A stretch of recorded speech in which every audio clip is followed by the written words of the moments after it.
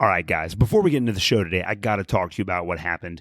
So my guest, Econ Bro, who is incredible. We've had him on the show before. Great guy, awesome guest. We're talking today about his background, how he became a Christian in Nigeria, the future of global Christianity, and we're talking about Nigerian politics and all the crazy stuff that goes on over there. But we had a lot of technical problems that we had to overcome today. There was a massive thunderstorm in Kentucky where I live, and so that was creating some internet issues for us. And then he was saying that in Nigeria, where he lives, they were having some issues with Wi-Fi and with the wireless cell phone connection and all of that kind of stuff. So there are some technical issues in this episode, and I'm going to do my best to kind of fix some of those technical issues so that it sounds as good as possible.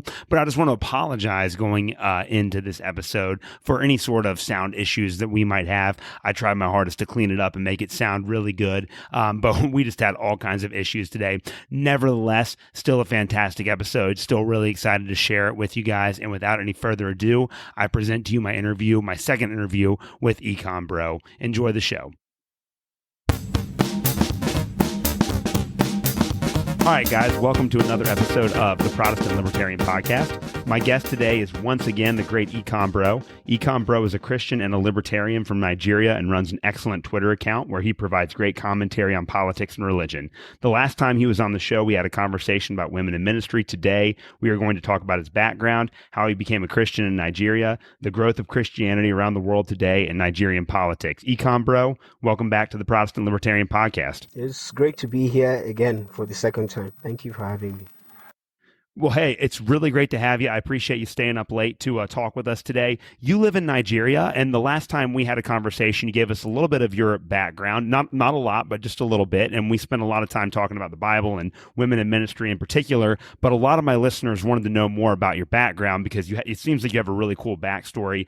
So you live in Nigeria right now. Tell us about the city that you live in and then what you do there in the city. So for security reasons, I can't disclose what city I live in at the time. At this moment, I can't do that because things are weird here. But let me I can talk about what I do. I'm a minister of the gospel. That's literally what I do. I serve at a church, and then I'm an economist on the side. So the gospel. Excuse me, I need to sneeze all of a sudden. Okay, it's gone. The gospel is my first calling. It's literally my work. It's what I do every day. I teach in a church. I help out with administrative work in the church and all that. Small church over here in Nigeria. And then on the side, I do some work with firms and and individuals. Maybe people need some data analyzed for this or that, then I help them out with that. So that's basically what I do. So only those two things for now anyway. All right, well that sounds great, and again, we appreciate the need for you to be kind of private and discreet over there, which is why we are using Econ Bro, which is your great Twitter name. A lot of my listeners, last time you were on the show, you talked a little bit about your Christian backstory, and you said that there was a lot more to it. And a lot of the people that listen to the show on a regular basis have asked me to get like the follow up for that. Like they're really interested in how you became a Christian. So I want to hear the backstory today. Talk to us about how you became a Christian in Nigeria and what shaped your faith as you were growing up. Okay, so I grew up in a Christian household, as I said in our last discussion. I grew up. My mother my mother was Catholic. My father was Methodist. So we grew up going to the Methodist church. Every once in a while, we would have reverend fathers and let me just call them nuns from the Catholic Church come to our house and pray, and they would give us rosaries and all that stuff. So basically, growing up, I was exposed to Methodist traditions and Catholic traditions. They are quite different here, but they also have some similarities. So to my family at the time, religion was a social phenomenon. It was something. It was like going to a golf club or a polo club or something. It wasn't something we did for spiritual reasons. It's just one of those things that my father's father handed down to him, and then he handed down to us. So we weren't a religious family, and this story is going to get weird. Um, so just brace yourself. Um, my family wasn't an overly religious family. We just did went to church on Sundays like um, every regular family or most families, but no one took it serious. So sometime in 2000, my father fell sick. He was diagnosed with diabetes, and then he had a stroke, and then he was paralyzed in one side of the right side of his body for 7 years. I think he was bedridden. He couldn't do anything. So, um, those things like that tend to cause you to draw close to God. So, I'm sure it's no shock to anyone that healthcare services are not the best in this part of the world. So, my family, we tried our best, but there was there was literally no hope in the medical system. I came from a um I came from an upper middle class family in this part um of the world. We weren't doing bad at all. We weren't doing bad at all. We could afford to leave the country and take my father out for treatment and all that, but for reasons personal reasons that I don't want to get into in public discussion, I can't go into the reasons why we didn't eventually travel to the United States for treatment for my father, which was what we wanted to do. I can't go into why that happened, um, but during that period, we would go from one church to the other. I'm sure anyone who has looked into um, faith in Nigeria would see we have many of these miracle preachers. We have them. We have. I can't even say how many we have. There are so many of these miracle healers and prophets and those kinds of people. Yeah, they're not really big on doctrine, but they are very big on miracles and the display of power. And so we went from one of those churches to the other. It was really um weird, but for me, that was my first experience with Christianity. That wasn't just a social gathering. That was my first after my father fell ill. That was my first encounter with um with anything spiritual. Let me put it that way. Even though I grew up Christian and all that, but that was when we started to pray and we started to study the Bible as a family. And then I sort of abandoned the whole thing after my father. Unfortunately, he passed on after seven years after his illness, and unfortunately, I I I just I strayed from the things I had learned in the church growing up, or during those 7 years when he was ill. So after my father's passing, let me say, I went back into the world. I was pretty young when all this happened. I wasn't even 20 yet. I started to get involved in drugs and women and alcohol.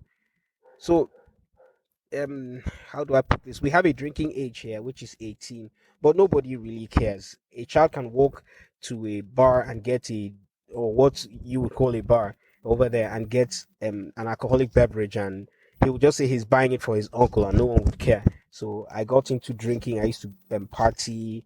I led the wild life until until when so sometime in 2009.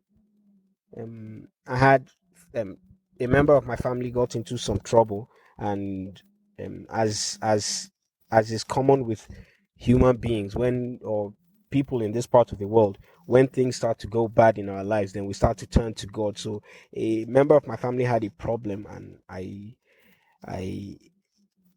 that sort of drew me close to God again. And then I started to pray and attend church. By this time, I hadn't been to church in years. So going back to church was, it was like I was in a different world entirely. And how do I explain this? This um, Protestants, no, I won't use the word Protestant, this charismatic um, miracle movement had switched, had, I don't know how to explain this. it had evolved from what it was when my father was ill.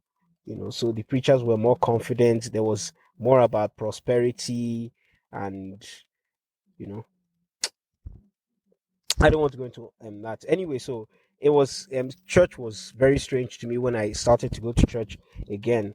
And then one day my mother was listening to a teaching in at home, and I was very um I was caught up in what the pastor was saying, and I just knew that I had to change my life. You know, I knew I had to change my life, so I decided to follow her to the church, and I followed her and gave my life to Christ on the day I followed her. Um, and so this is one of those churches where miracles tend to happen. People receive healings and all kinds of stuff. Like, there is no Sunday service or a midweek service where you don't see one miracle or the other. And I actually experienced a healing during my the days of my wild youth. I got involved, as I said, in drugs and alcohol and sex and all that um rubbish stuff. So I picked up a disease in that period in my life. And as I said, healthcare isn't really the best here. I went to the hospitals, and the doctors didn't know what it was. They only knew it was sexually transmitted because of the symptoms, let me put it that way. So yeah, so one day I was in church, and the pastor was praying, and then he described my symptoms, and he said, check you. So they were very um they are not symptoms that you can see when you look at me. It's in parts of my body, concealed parts of my body. I was in pain, and then so he prayed that night, and then he said, there's someone here with with this particular kind of condition, check your body. And then I realized that all the symptoms I had completely disappeared. So I ran to the front like a crazed person, and I was screaming, it's me. And there were already, what, 50 people who were running out to testify that, okay, they had this healing and that healing. So I say this to say, um, um, is I actually experienced a healing from something that was troubling. I mean, I had seen people come out with their stories of this healing and that miracle there, you know, but I never actually experienced anything for myself until that day, right? So I got very serious with with church. I remember the day I turned over my life to Jesus. I remember I returned home. I literally left home a sinner, and I returned a saint. I got home and I was just singing songs of praise, the very few songs of praise I could remember from my childhood. And I remember if one of my family members was saying, she said, "Don't worry." I heard her say in the next room, she was saying to one of another family member that, "Don't worry, he's going to return and join us back in the world very soon." You know, and it's been well over a decade since, well over a decade since, and I'm still in the faith now. And the people who were saying he's going to join us, they've joined me in the faith now. So I turned to um Jesus, and literally my life turned around overnight. I went from debauchery to being a saint, literally overnight. I know it sounds absurd. I didn't have to struggle with a lot of things, a lot of the addictions that and behaviors that I picked up over the years, my years spent in sin. I was fortunate. My transformation was swift.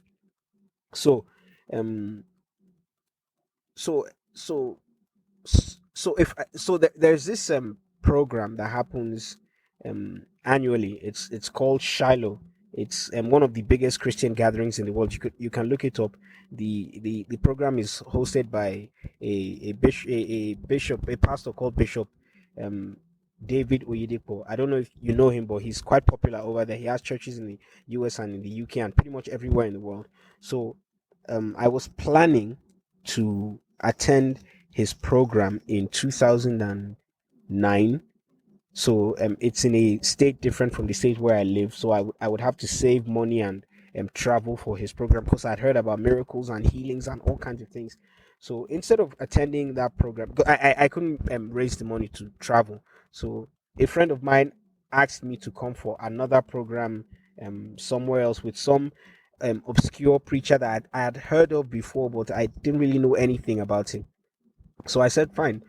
Since I can't go for this one, let me go for this other one that is closer to the city where I live and is cheaper. So I went to that this other program, and I heard this man preach stuff that I had never heard up to that point.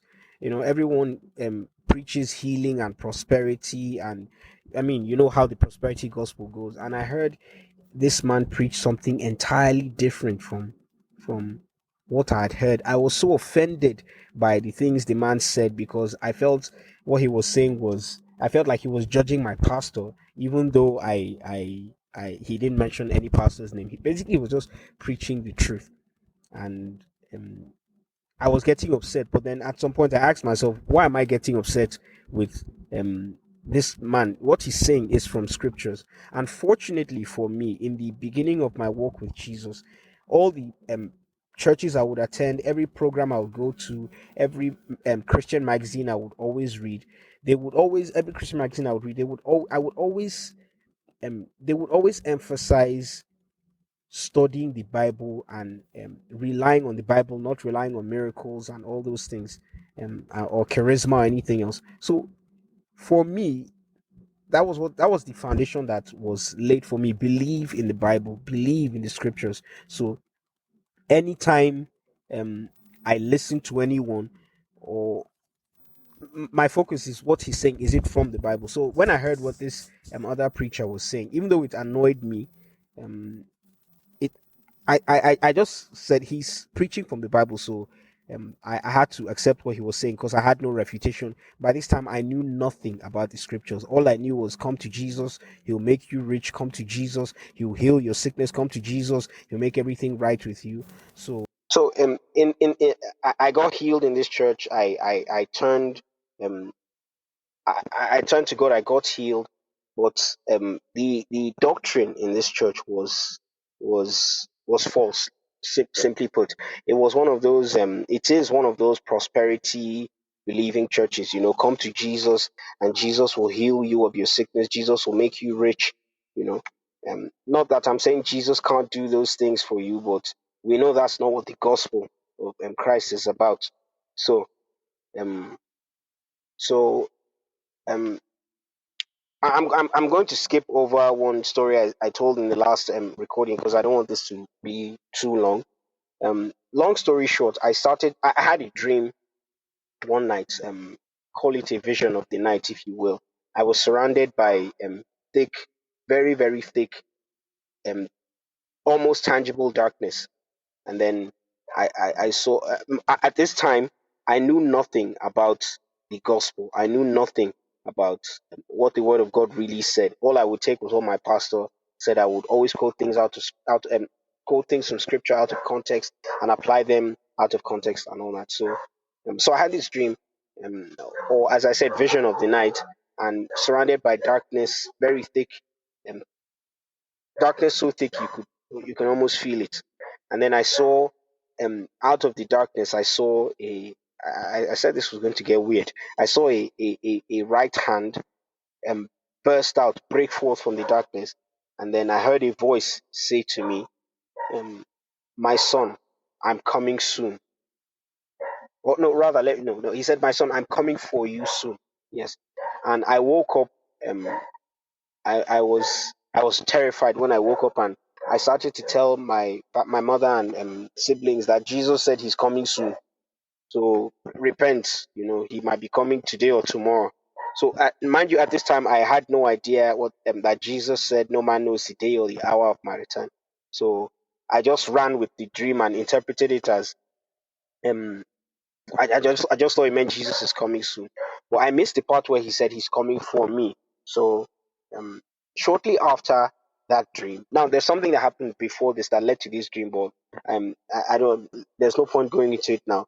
Um so so at this after this dream, so I started to get very dissatisfied with um, my church. My pastor's messages that were the highlight of my week, they became very dull and bland and empty. So I started to feel really, I was frustrated. I was sad. I felt like nobody understood what was happening to me, you know. And this was what, like 3, 4 months after I had, no, about 6 months after I turned to God, to Christ. And all of a sudden I was sad. To be honest, I was depressed. But um, like I couldn't go around telling people I was. So I wasn't depressed because I was tired of serving God or anything of the sort. I wanted to serve God, but at this point, I knew that what my pastor was saying was wrong. I knew it was wrong. It just didn't, because after that dream, the scripture started to open up to me. I started to read it, and then I started to understand. So I started to study from Genesis all the way through to Revelation again, and I started to understand scriptures, and I started to see how um, my church, which my church should have worldwide, should have over 1 million members. In Nigeria here, maybe we have like a couple of 100,000 members in Nigeria here. Um, Worldwide, we should have maybe about 1 million or so. So it's a really, really big church worldwide. So, my church that I loved, my pastor who, or former pastor who, I still love and appreciate very dearly for the work God used him to do in my life. I started to feel bad for him because it was clear to me that this man was on the wrong path. It was all he taught was the prosperity gospel. So I got very sad. So I felt like my friends, my family, my pastor, they are all walking the broad way, you know. Um, and so I was depressed. I would stay up at night, crying and praying for God to help my pastor, to help the members of my church. So at one time, I wanted to write a letter, but I knew it would cause trouble. So I actually ended up writing the letter, but I didn't want it to be traced back to me. So I was scared. I didn't know what to do. Now, in all of this, I never doubted that what I was seeing in the scriptures were correct. I had no doubt. I knew they were wrong, and I was right. I knew. So all I felt was sadness for them. And then I started to talk to some of my friends in the church there, and they started to see what I was saying. The Bible says this. So I knew that my pastor and I were walking different paths. So because they were always teaching prosperity and God can bless you and all that, and I wasn't seeing that. That was not the emphasis in the scriptures. So I started to talk to some of my friends um, to to show them the things I was seeing in the scriptures, and um, well, if so two people became three, and then three became four, and then word got out that there is this group of young people, young heretics, who are going against the church orthodoxy. And long to cut the long story short, I was kicked out of the church. You know, basically, it's not like they um, told me leave. They gave me an ultimatum. It's either you believe what we believe here, stick to it, or you leave. And I couldn't, in good conscience, continue in the church. I mean, the day this happened, the day um, I was given this ultimatum, um, I was actually detained by the security, um, the church security. It's a really big church. It's a very big church here. Um, I know the pastor means well, but some of his followers are very, very overzealous. So when one of the brothers I was sharing with, he got upset by something our pastor said one day, and then he posted something on the church's Facebook page, and he posted something that was quite rude, even though what he was saying was the truth. He said it in a rude manner. So when he came to church on Sunday, he was detained, and then the church security, mind you, policemen and soldiers were in the church on this day. So it's not like It's just some random security guys that held us back.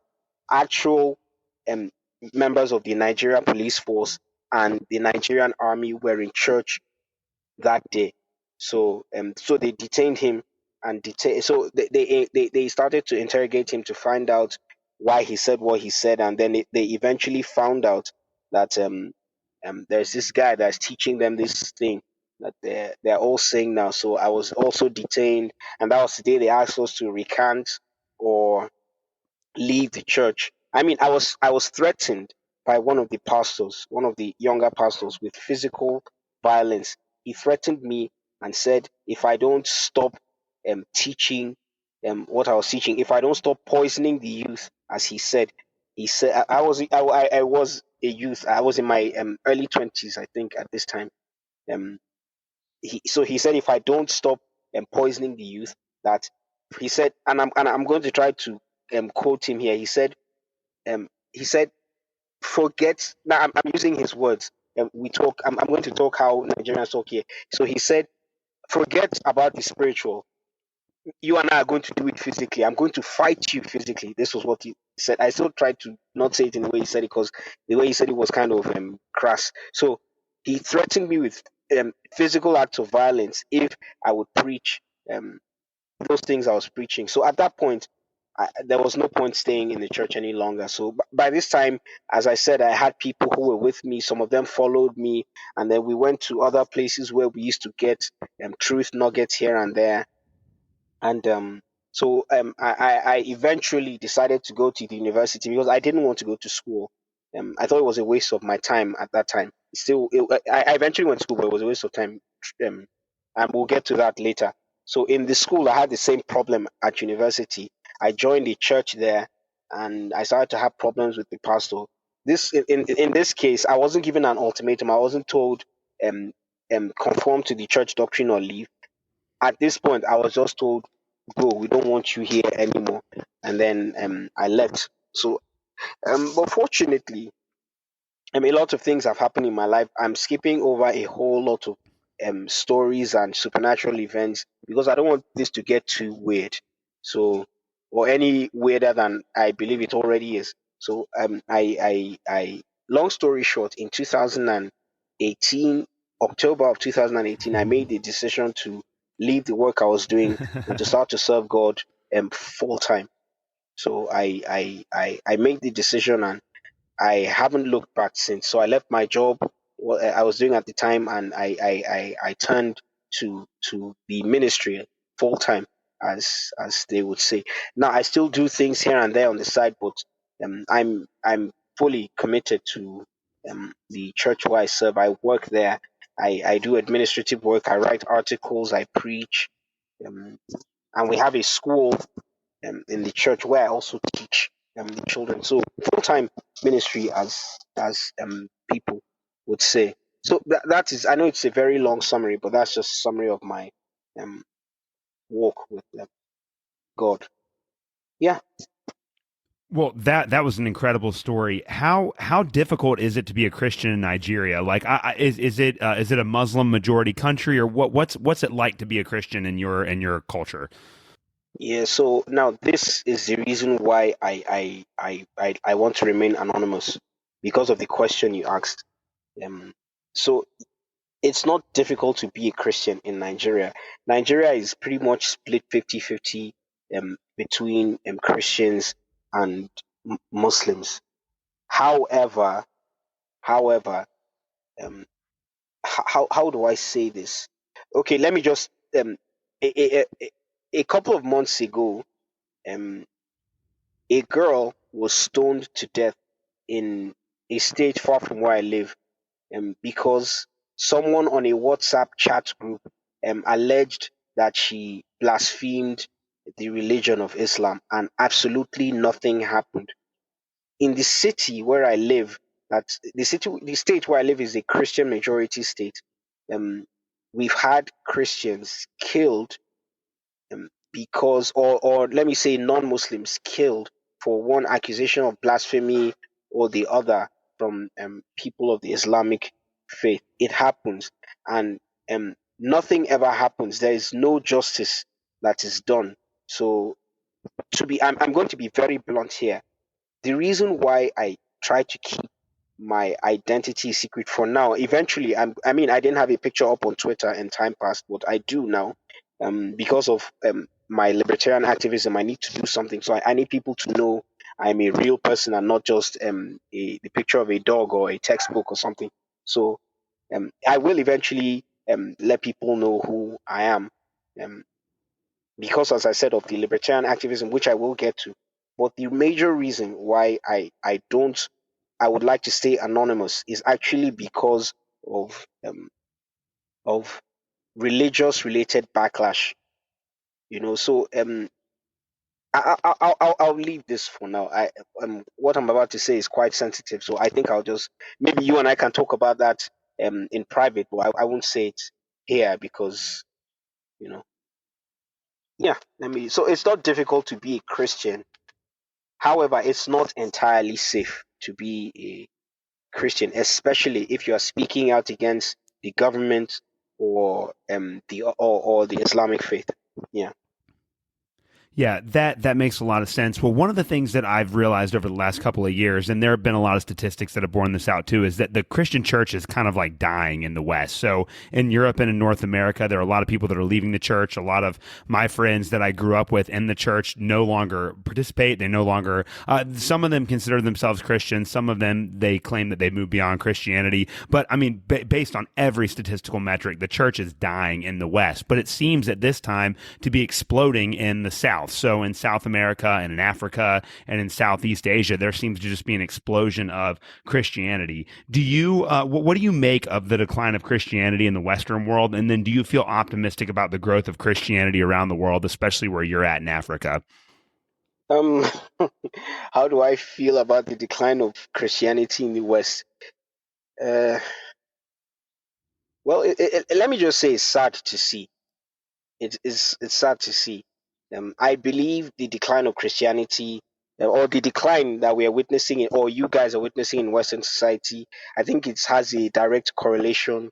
It's actually correlated to the decline in Christianity over there. I'm not going to say much more than that. It's not my country. I don't really know that much, but I can only speak from what I see online and on TV and stuff. So yes, I don't think it's a good thing that Christianity is declining there. As for this part of the world, there is this idea that um, Christianity is growing here and in places like South America, as you said. I don't know what's happening in South America. However, I am here. We have a large Christian population, a growing Christian population in this part of the world. We have people in this country who are martyred for the gospel, who die for the gospel every day. But then when you go to these churches that are growing and these, or you listen to the teachings of these people that were martyred for their faith, um, I'm a bit troubled. I'm a bit troubled because they preach what you and I would know. I mean, you and I have differences, doctrinal differences. We have things we disagree on. But I'm sure that if you hear some of these things um, that they preach, you would definitely not approve of them. So, is Christianity really growing if lives are not being changed, if people are not turning from their sins? Is Christianity growing if the growing Christianity is turned to money? So recently we've had this new wave of gospel of preachers in my country, and not one of them is preaching the gospel, not a single one.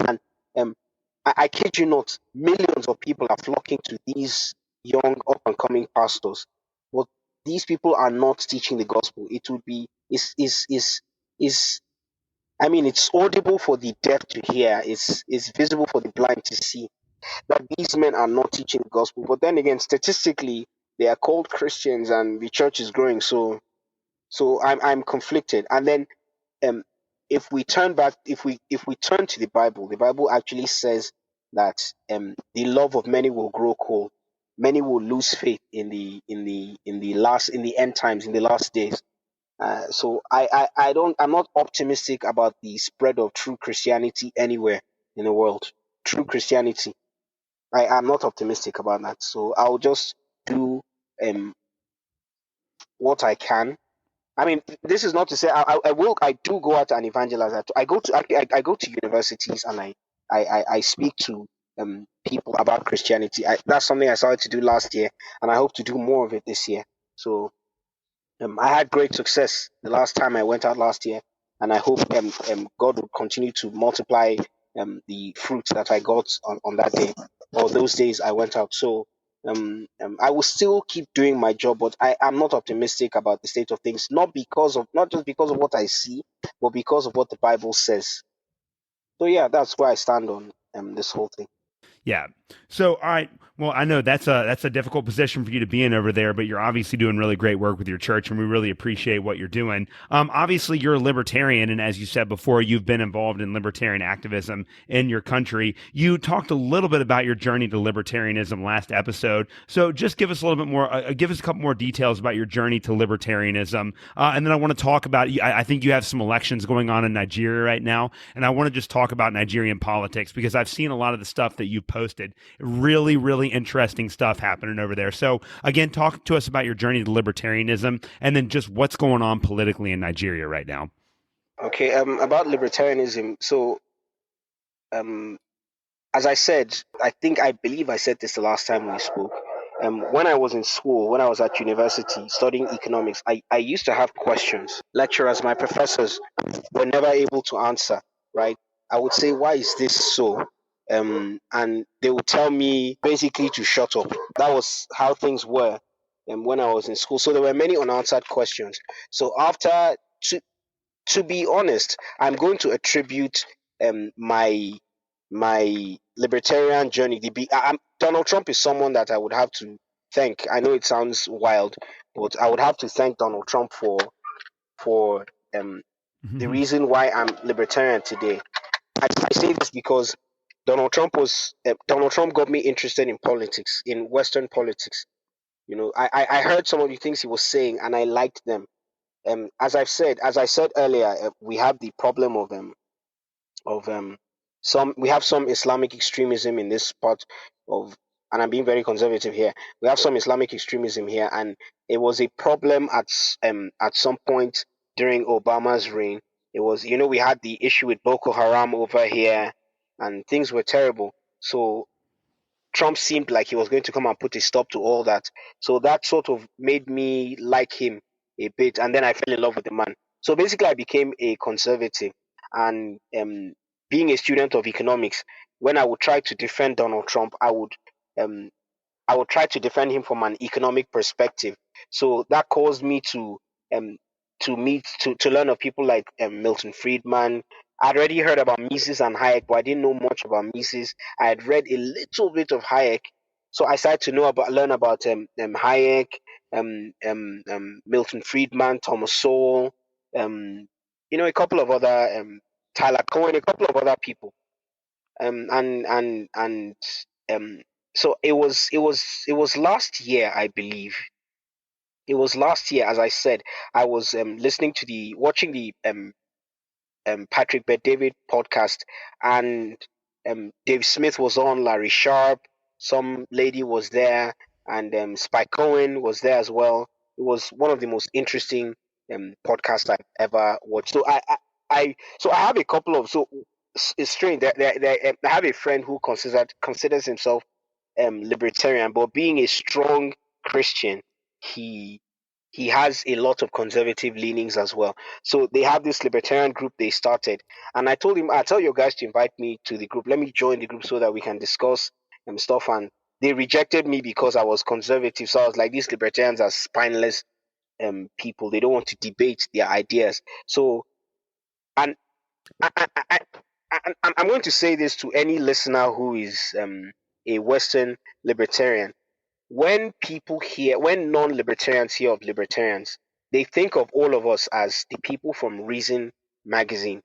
They see libertarians as I'm not joking. That's how I saw libertarians. I used to follow all the conservative pundits you can think of.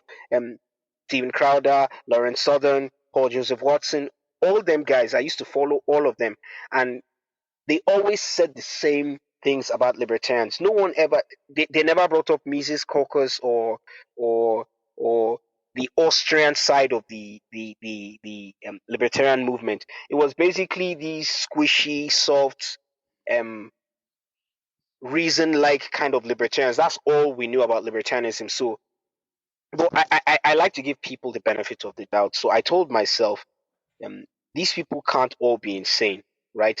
I did that with socialists and other people on the left. I found out they were insane. So I said, let me do the same for libertarians. Let me hear them out. So that was the perfect opportunity. And Patrick asked Dave Smith, he asked him, what problem would you have with someone like a Milton Friedman? And I was waiting to hear, um, who would have anything against Milton Friedman. And then Dave Smith said, I can't remember exactly how he said it, but basically he said that he doesn't have that much of a problem with Milton Friedman, but he's more of a Rothbardian. And I didn't even know what what. So I looked it up, and I found out Rothbard was a person. I was skeptical about him. Um, I didn't like his voice. He sounds very squeaky. So I was not a fan of his voice. I just didn't like listening to him. I didn't find him interesting.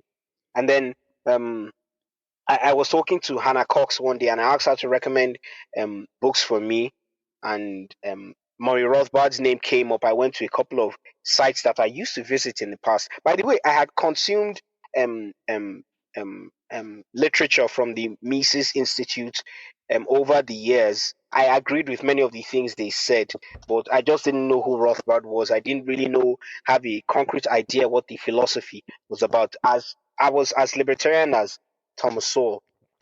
I didn't go any further than that.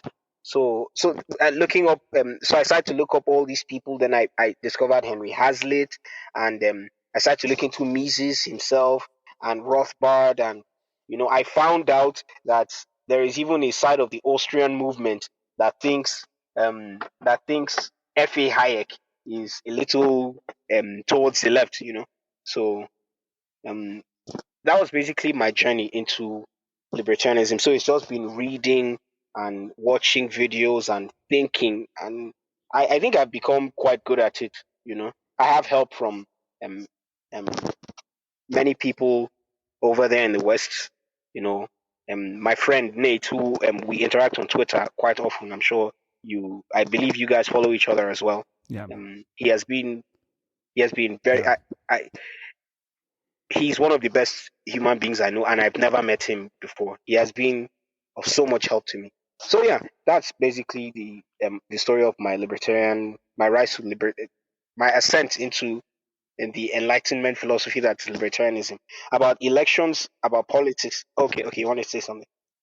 Oh no, yeah, no. I was just going to lead you into that because again, you post. I mean, I know I know a lot more about Nigerian politics than I do the politics of most countries outside of the United States because of the things that you post on Twitter. And it appears like right now you guys are going through a pretty contentious election. So just talk to us about your country's political system, who's in charge, what are the politics like, and what's going on in Nigeria right now politically. Okay, so this is something I find hard to do, but I'll try to. I'm not really big on politics. I just like to talk economics, but I'll try to summarize this. So we got democracy in '99, and the party that won after our military dictator died was is called the PDP, the People's Democratic Party. Basically, it's a socialist party. That's what it is. No matter what anyone tells you, it's a socialist party. So the PDP ruled us for from '99 till 2015, when the APC, the All Progressives Congress, took over. So a lot of people see the APC as a Muslim. A lot of people see it. Nobody is going to say this out, but really, that is what these are the sentiments of the people. A lot of people see the APC as a Muslim um, party. So the APC is the current party that's in charge. Our current president is a Muslim, even though his vice is Christian. Um, a lot of things, a lot of again, I need to be careful here. A lot of things that would have been addressed under previous governments are no longer addressed in this government. The political appointments and pretty much everything favors one um, part of the country and one religious group. Look, people will deny this till Jesus comes, but it is the truth. This current government is not one that exactly favors Christians. We have elections now. So everybody thought it was going to be the APC, the ruling party, versus the PDP, the former giant of Nigeria. Both parties are socialists. So um, there is a man who used to be a part of the PDP. His name is Peter Obi. He was a governor of one of the states in the country, and basically he's our Trump. He is the populist candidate in this election. You know, now, I've done an economic analysis on his manifesto, on his plans, and I know for a fact that his plans are going to be bad for the country in terms of, like, I'm talking economics here. His plans are bad. I sent it to Ezra Wyrick, I sent it to Nate and a couple of other people. They all looked at it and had the same thing to say that I did, that the economic proposals are terrible. However, that being said, he's still better than the other candidates. The other they're all socialists, but he's the preferred socialist to me. But economics is not the only thing that is in contention in this election. As I've said, this particular government favors the northern part of the country, favors the Muslims. Now, it doesn't mean there are no Christians in power. They would always show you that there are Christians in power and this and that. But really, if we're going to call it what it is, it's the let me say the politics is slightly skewed in favor of northern Muslims than it is other parts of the country. So and people feel neglected. And the part of the country where Peter Obi is from, and Peter Obi, he's a member of the Labour Party. Um, so a third force, a third party. So he's from a part of the country that has not produced a president since we got democracy, and even before, even during our military campaigns. He's from a part of the country that has been neglected. So the, basically, the man is speaking to the people, right? And um, even though I know that Peter Obi will not do anything to solve Nigeria's economic problems, he seems like the kind of guy that can be reasoned with. He seems like the kind of person you can talk to, you can reach.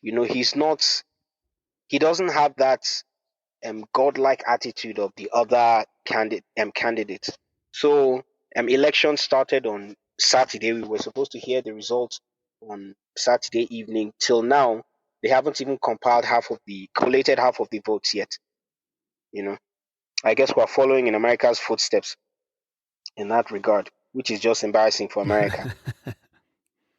So as it turns Yeah. out, the ruling party, the candidates that the ruling party is putting forward, um, it seems highly likely that he's going to win. And people are crying that the elections were rigged. I sent you tweets of people that were beaten and a lot of evil going on. Basically, a lot of election malpractice, including people have died, like people have been shot. I sent you a tweet where the governor of a state belonging to this governor is in the ruling party. He got earth moving equipment and tore up roads leading to the community where his opposition is from, so that people from that place will not get the election officials will not get access to that place for people to vote, because he knows if they vote, he's going to be voted out. So there are, people are snatching ballot boxes at gunpoint. We have children as young as 4 years old voting, registered to vote, and the insanity is unbelievable. So we believe that let me not say we. People are still hoping that a miracle would happen. Maybe Peter Obi would take the case to court and he would win. Nobody knows if that's going to happen or not. But as it seems highly likely that the ruling party is going to win again. And the candidate of the ruling party is is as much is he's as much he's as healthy as Joe Biden. he has made more as many gaffes as Joe Biden, and he's not president yet. He he he he's he's barely intelligible when he speaks. Sometimes you can't pick out. He's the man doesn't know where he is. I just I as I said, I don't like to get into politics. It's very exhausting. Well, yeah, that's the state of things. And I was very very pessimistic. I was discouraged yesterday, but then I spoke with Nate today, and he encouraged me, and and I'm encouraged to continue my own work despite the fact that the change that people seek is not going to come now. So yeah, that's pretty much it. All right. So, given the reality that it could go either way, but given the reality that it seems like the party that's already in charge is the one that's going to wind up remaining in power after the election is over, what are some of the biggest political problems facing Nigerians? The political and economic problems. Like, what are some of the biggest problems you guys face today? Insurgency is the biggest problem. We have insecurity um, in almost every part of the country.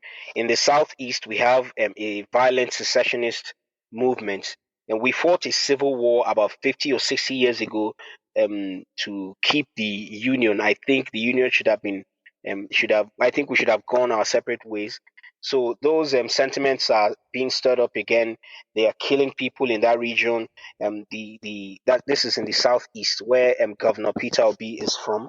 Um, they want we have that going on there. There are now. So I have a problem flying. I hate to fly, and I hate to fly. It scares the hell out of me when I have to enter an airplane. But so no matter how far I mean, I've been to another country. I've been to Ghana and I traveled by road. That's like a 2 day journey. I would rather do that than fly. But you can no longer travel by road in Nigeria anymore because chances are you will get kidnapped or shot. Our rail lines were attacked sometime last year. A girl was tweeting on the train that she was shot, that bandits attacked the train and took hostages, that she's bleeding out, that people should send her help, and people were insulting her, saying she's a bitch and she's this and she's that, that she's just against the ruling government, that why can't people say anything good about her. By the time law enforcement got there, only God knows how many hours after, they found the girl's lifeless body. The young girl. I don't think she was 30 years old. You know, she was tweeting that people should help her. So people said she's dying, she's bleeding out, and she's tweeting. What was she supposed to do? You know. So um so the trains are no longer working because those guys hijacked the trains. Um, in the nation's capital, the Boko Haram insurgents. I believe everybody is familiar with Boko Haram. They broke into a prison in the nation's capital and freed hundreds hundreds of Boko Haram soldiers. And that's not the only prison that's been broken into in the country. In the northern part of the country, there are large swaths of land. There are large swaths of land that are controlled by militia. Now, some people say they are these people are Islamic militia. Some people say they are not. That they just happen to be Muslims who are doing this. Whatever the case is, people are being kidnapped. I mean, it's no joke. It's no joke. An airport was attacked by these same bandits. Nobody knows what's going on. So, in one of our states in the country, Zamfara, the state where we have gold, I mean, the gold of that land is good. I mean, I've seen videos of gold extracted from Zamfara state. You can look this up. The gold is almost pure. You don't have to do much work to get um, the gold out of the. I mean, it's anyway. So that place has been taken over by bandits. It has been run by bandits for years, but it was unofficial. Now bandits officially own that place, and they are selling the gold there to the UAE and to China. This is, I'm not saying what is the secret. Everyone knows this. And the UK, by the way. I'm not sure if the US is buying that gold as well, but I'm sure the UK is buying it. I'm sure Dubai is buying it. I'm sure China is buying the gold from that place.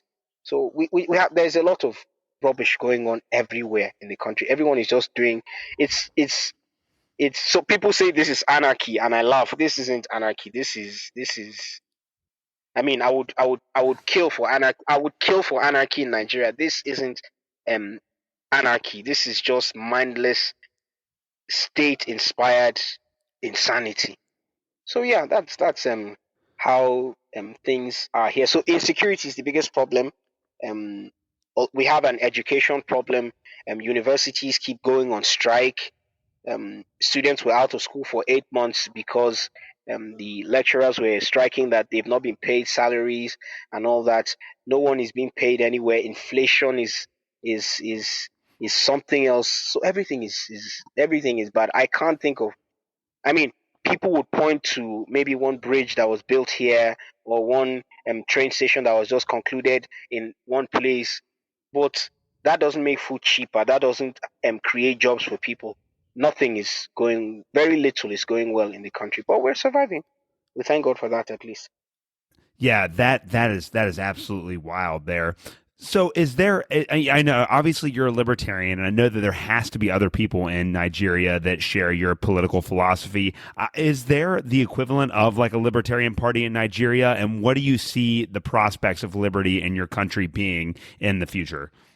So we don't have a libertarian party in Nigeria. We don't have a conservative party in Nigeria. So when they talk of conservatism here, it's Islamic conservatism because the Islamic culture is very conservative, which I actually appreciate. I can't I like certain aspects. I mean, we don't have. So I'm just going to be blunt about this here. We don't have the issue of um transgenderism or homosexuality or anybody trying to push any of those things on our children, especially in the northern part of the country, because of the conservatism of the Muslims. They would push back violently against it. So people are careful not to do that. Now we have such things that are threatening to wake up in the southern part of the country, but um, I don't think it's going to fly anytime soon, especially with let me just leave it at that. So we don't have a libertarian party. We don't even have an American style conservative party. Everyone here is a socialist. So it's just basically what we have here is pick your socialism. so so we don't have any of that. However, and I believe we're coming to the end of this, not because I'm tired or anything, but um I'm just looking for the right opportunity to plug what I've been doing. Um so Right. I don't know. So I'm basically I'm working to start a libertarian movement here. So there are a couple of people here, um, mostly online. I believe the libertarian movement is less than 100 people strong in this country, and we're all scattered. Um, we're all scattered in across the country. So, um, I mean, now this 100 I'm saying, I'm not even sure we have that many. I'm just judging based on what I see on Twitter. We don't, and then even some of the libertarian-minded people we have here, they are not really libertarian. They just like certain ideas. So um, so I was on a space with um last week with a couple of libertarian friends from some from Canada, from France, from the US and the UK, pretty much everywhere. And they asked me this question, and I told them that despite this darkness we have here, I am actually quite optimistic about the future of um, libertarianism, of the freedom movement in Nigeria. And I say that because the young people here, they are ready for something different.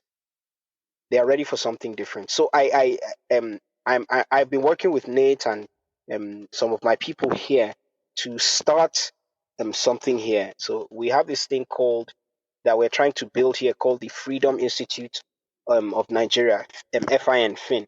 So we're trying to start a libertarian, specifically an Austro libertarian organization here in Nigeria. So the I want to head it. I want to go from, just as I've been doing with the gospel, I want to go from one university to the other and talking to young people in universities and secondary schools, that's high schools and colleges, as you guys would call it over there. So I want to tour. I'm very good at talking to young people in this part of the world. As I said, I have a lot of success with my Christian evangelism. So I've been going. So I want to start something where I'm actually I want to take some time off my work to do this. I will travel from one state to another. I hope to visit 12 universities, 12 states in the next maybe 12 months. I want to do one state a month. So I can take one university, one secondary school, and I'm confident. I'm confident that at least I can get the ear of 500 people in each state. So I have a plan. I've drawn up a proposal of how I intend to go about this. Why, most importantly, why I believe this would be successful. I can't go over all that here. I'll probably send you the proposal to take a look at it. Let me know what you can add to it or remove from it. I've gotten a lot of help from people outside there. So all I need, I just need the financial support to make this happen. I've gotten let me I'm going to be honest here. I've gotten just one donation from someone. I've reached out to a couple of other people. I've reached out to a couple of libertarian-ish people and institutions over there to try and get sponsorship to make this happen. I'm very optimistic that if we can do this, if we can push this Freedom Institute in 5 to 10 years, we would have moved the needle positively in the direction of freedom, even if it's just by a little. And then maybe, who knows, in 20 years we can have a proper opposition to the statism that is threatening to destroy this country. I'm no longer going to sit down and watch this happen. When I have a solution to the problems, when I can do something about it. So I'm sort of using this to appeal to your audience. If anyone wants to give any kind of support, I will take advice, I will take recommendations, I will take cash, whatever anyone can offer. I would anyone can reach me on my Twitter, and I would give proper information on how to reach me and support this cause. I hear people say that people in America, people are talking about moving to Mexico, moving to Uruguay. And the space I was on, people were talking about moving to other places. And it pains me that no one thinks of moving to Africa, moving to this part of the world, especially Nigeria. I want to make it so that in the next 15 to 20 years, if the West continues in this trajectory, that liberty-minded people will find a home in my country. That's my goal. And I hope that God will bless me as I try to do this. So yeah, that's what I'm doing now. I just shamelessly plugged my hustle. Hey, well, Econ Bro, I love it. Love the story. Love the ministry. Love what you're doing in Nigeria. Thank you so much for coming on and sharing all that with us. Before I let you go today, where can people follow you? On Twitter, just True Econ Bro. That's at True Econ Bro. TrueEconBreau. At True Econ Bro is my handle. For now, that's all I'm doing. I'm working on building a website and all that. But for now, you can reach me on Twitter. Yeah, and that's where I can be reached for now. DMs are open, so anyone can reach me on Twitter. Perfect. Well, I will put the links to that in the show notes. Yeah, Econ Bro, I really appreciate you being on the show today. Thank you very much for having me. God bless you. Thanks for listening to another episode of the Protestant Libertarian Podcast. If you have any questions or comments or thoughts about the show, please reach out to me at theprotestantlibertarian@gmail.com. You can also follow me on Twitter at ProLibertyPod. Again, you can follow me on Twitter at ProLibertyPod. You can also support the show by leaving a rating or a review on your favorite podcast app. Thank you guys so much for listening, and we'll see you next week.